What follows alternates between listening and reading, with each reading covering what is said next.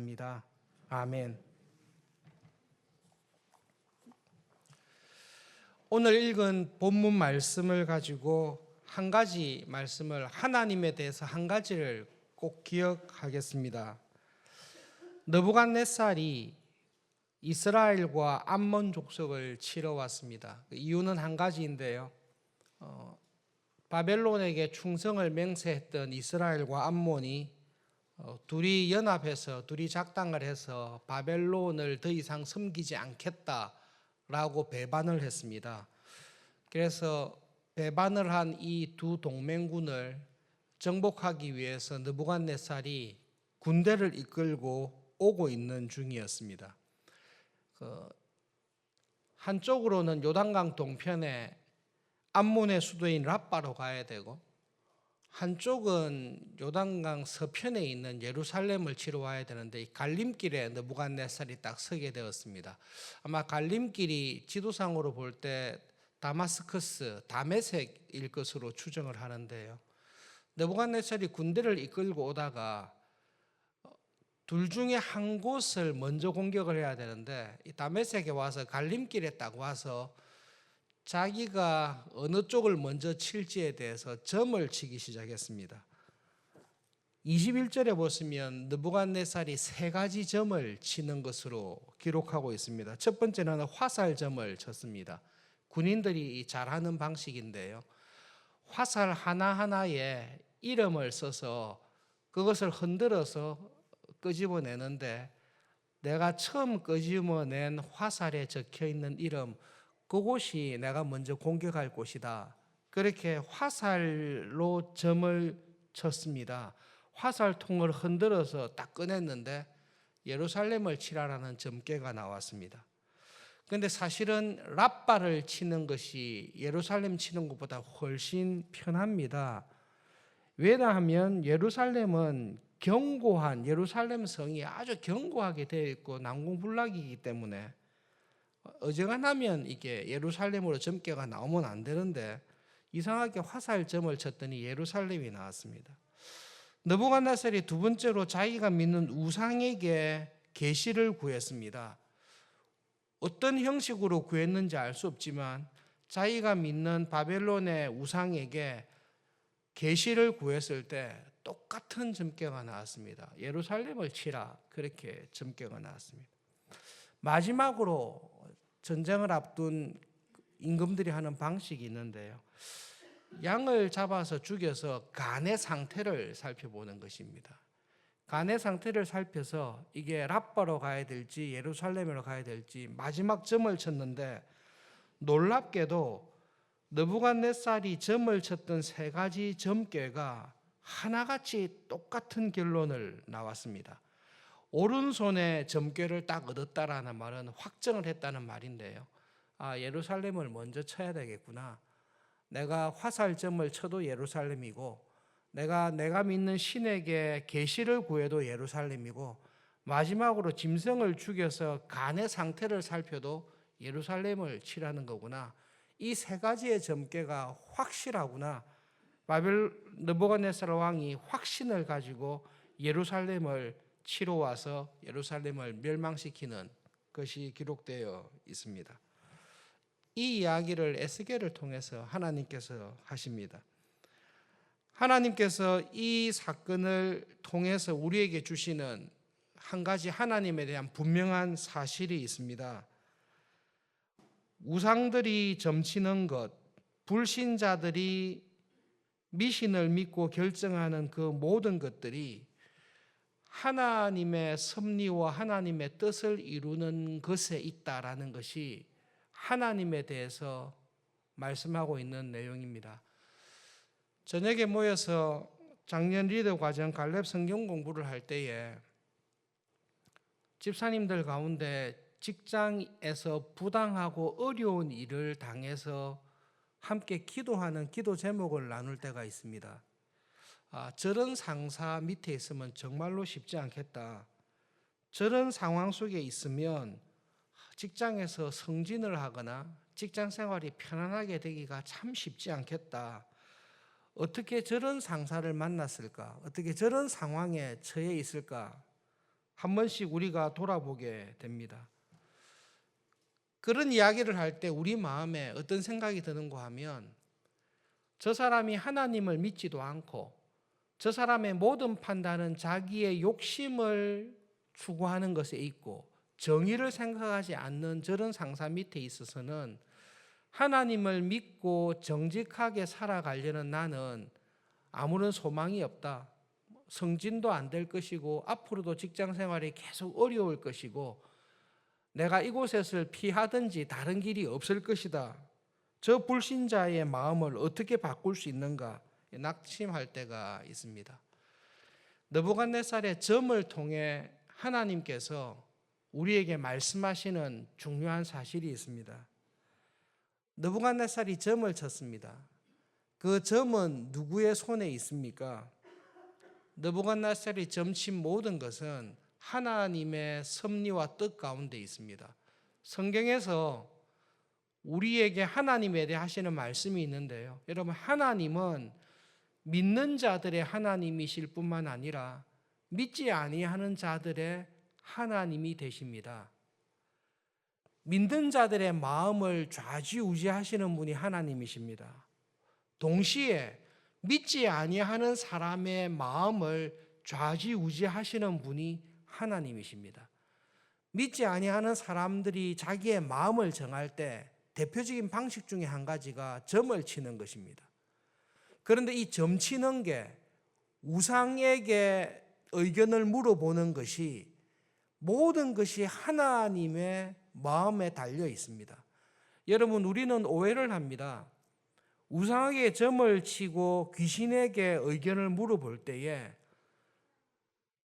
점괘나 귀신들에게 물어보는 것은 하나님도 간섭하지 못한다라고 우리는 오해를 합니다. 그런데 성경은 일관되게 이야기합니다. 우상에게 점을 치는 그 점괘조차도 하나님께서 간섭하셔서 주관하십니다. 귀신에게 물어서 뜻을 구할 때 귀신이 무슨 말을 할지 그 하는 말을 통해서 하나님의 뜻을 이룬다라고 우리에게 분명히 말씀하고 있습니다. 그래서 한번 하나님께서 내가 이렇게 하겠다라고 뜻을 딱 정해놓고 딱 구부려 놨으면 이거는 점괘도 못 풀고 귀신도 못 풉니다. 이사야 21장 읽기 전에 이사야가 하는 말을 보십시오. 하나님께서 에스겔을 통해서 이미 이 느부갓네살의 점괘가 오기 전에 하나님께서 작정하시고 구부려 놓은 게 있습니다. 내가 유다를 멸망시킬 것이고 느부갓네살을 통해서 죄에 대해서 심판하겠다라고 하나님께서 한번 딱 구부려 놓았습니다. 이 하나님께서 구부려 놓으신 것은 느부갓네살도 바벨론의 왕도 피해갈 수 없습니다. 군사적으로 보면 암몬을 치는 게 훨씬 나을 것 같은데요.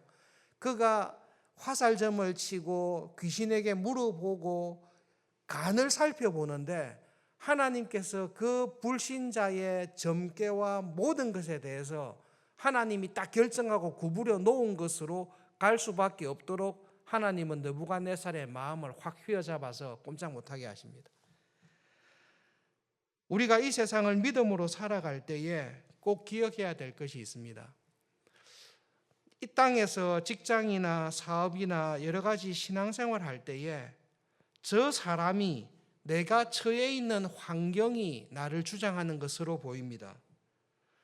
그런 환경을 만들어 놓으시고 그런 사람 밑에 나를 두신 분이 하나님이십니다. 하나님께서 한번 구부려 놓기로 작정하시면 거기서 빠져나갈 수 있는 사람은 아무도 없습니다.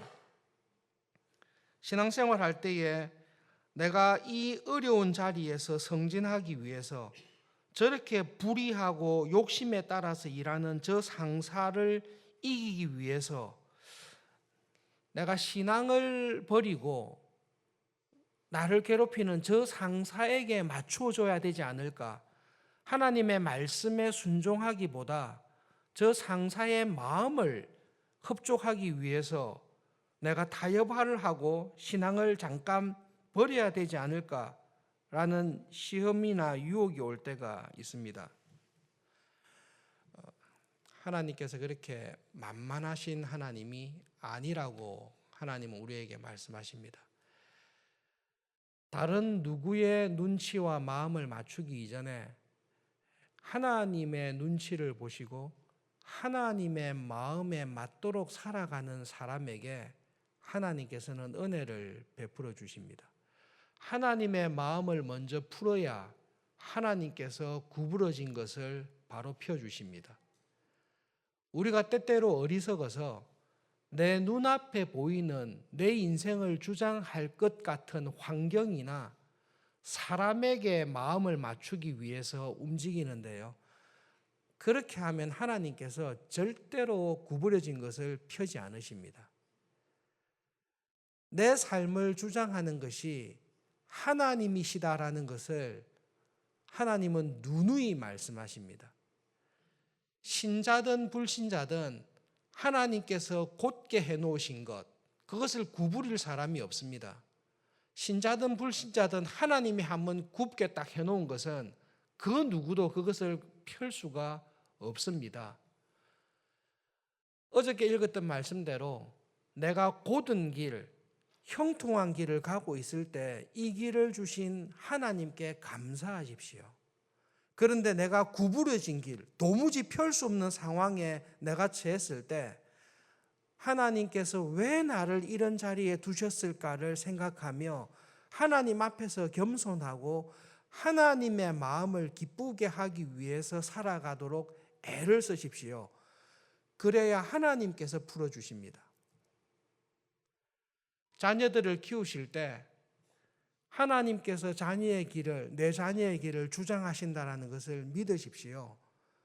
자녀가 하나님의 말씀을 떠나서 내가 더 좋은 실력을 가지고 더 좋은 학벌을 가지고 더 많은 세상적인 능력을 가지고 내 인생을 곧게 하리라, 그런 마음을 가지고 있을 때 네가 하나님의 말씀을 어려서부터 불순종하고 하나님의 마음에 어긋나는 일을 하면서 세상에서 곧은 길을 가려고 하는 것처럼 어리석은 게 없다.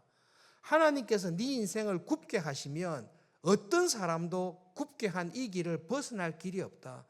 그러나 하나님의 말씀대로 순종하며 살아가는 자에게 하나님께서는 그의 믿음을 보시고 그의 마음의 중심을 보시고 은혜를 베풀어 주시는데, 하나님께서 한번 너에게 은혜를 주시고 너의 길을 곧게 하시면 그 길을 막을 수 있는 사람은 아무도 없다. 그것이 성경에서 말씀하시는 우리가 믿는 하나님입니다. 여러분, 아침에 우리에게 있는 여러 상황을 가지고 기도하실 때 하나님, 저의 믿음의 눈을 열어주셔서 하나님을 하나님으로 볼 수 있는 은혜를 주십시오. 그리고 내가 누구보다도 하나님을 의식하고 하나님께서 내 인생을 주장하신다는 것을 믿고 믿음으로 살아가는 은혜를 주십시오. 여러분, 진심으로 권하고 격려하고 부탁하고 싶은 게 있는데요. 하나님의 선하심을 맛보고 체험하셔야 됩니다. 여러분, 하나님께서 정말로 살아계셔서 하나님의 말씀대로 살았더니 그 누구도 풀 수 없었던 이 굽어진 것을 하나님께서 곧게 해주시더라. 그것을 경험하시고 체험하셔야 믿음으로 살아갈 수 있는 담력을 얻습니다. 그 마음을 가지고 성경을 다시 읽어보십시오. 믿음으로 살았던 모든 사람들이 하나님께서 나와 함께 하시면 모든 것을 이길 수 있었다라고 고백을 하고 있고, 내가 하나님을 무시하고 세상의 꾀를 쫓아서 살았을 때 하나님께서 나를 반대하시면 내가 아무 소용이 없는 인생을 살 수밖에 없었다라는 것을 모든 사람들이 통일하게 고백하고 있습니다.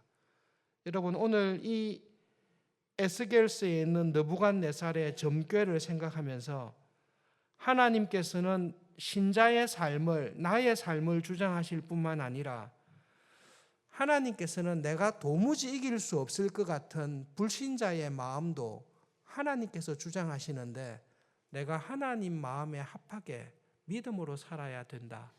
그 자리에 있게 해주십시오. 말씀을 붙들고 함께 기도하시고 주님과 동행하시는 하루가 되시기를 바랍니다.